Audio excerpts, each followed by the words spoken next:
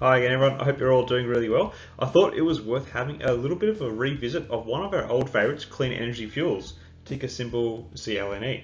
I haven't covered the stock for the last couple of weeks, but it is one that has been quietly but very pleasingly making steady gains since it released its June quarter results back in August. The last big news which we looked at for the stock was the spate of deals that the company had brokered just after the results release.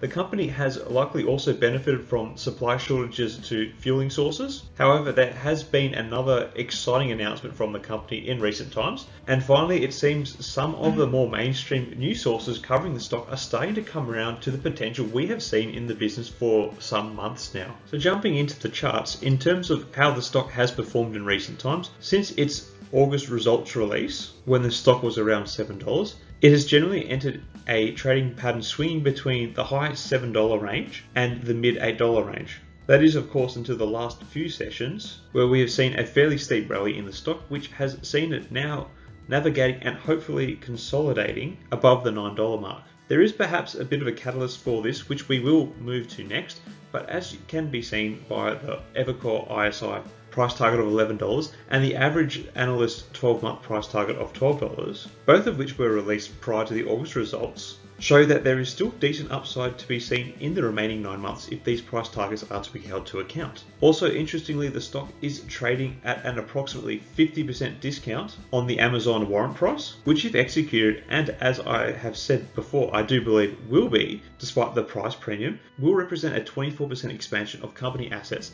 and that is before the benefits of the significant fuel purchases Amazon has had to make as a prerequisite to this deal. So there's still quite a lot of upside for the stock in the near term. Now moving on to the catalyst event, which has further bolstered the CLNE share price in recent days, we've spoken on here about the wider potential applications for clean energy fuels much touted RNG product in terms of being offered to a variety of vehicles and even potentially being used for general electricity production.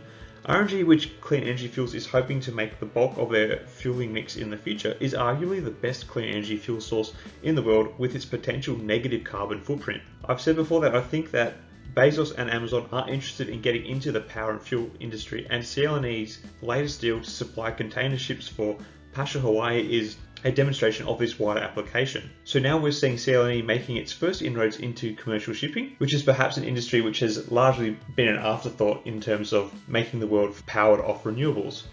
CLNE is unique in the sense that it can give traditionally polluting companies an easy fix to achieving their green targets. And this is where a lot of the potential for this stock lies.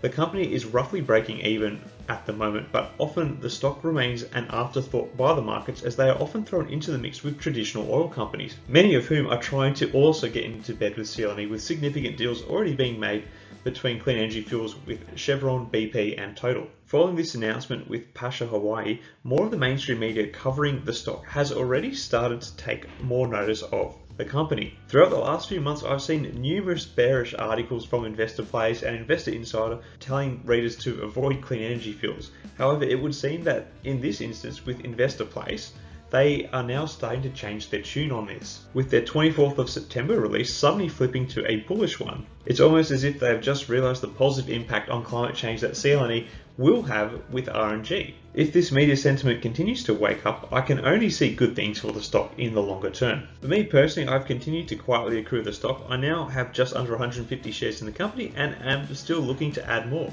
One of my core beliefs that underpins my confidence in clean energy fuels is still the Amazon deal. A lot is made about the rivalry between the mega wealthy Bezos and Musk, who, depending on how the markets are going, are the two richest people in the world. The media often tends to focus on their space race. While this all seems like a lot of fun to the public, what these two are really keen to establish themselves in, at least in my opinion, is the energy game. Electricity and fuel will increasingly underpin societies as they have for the last 100 or so years.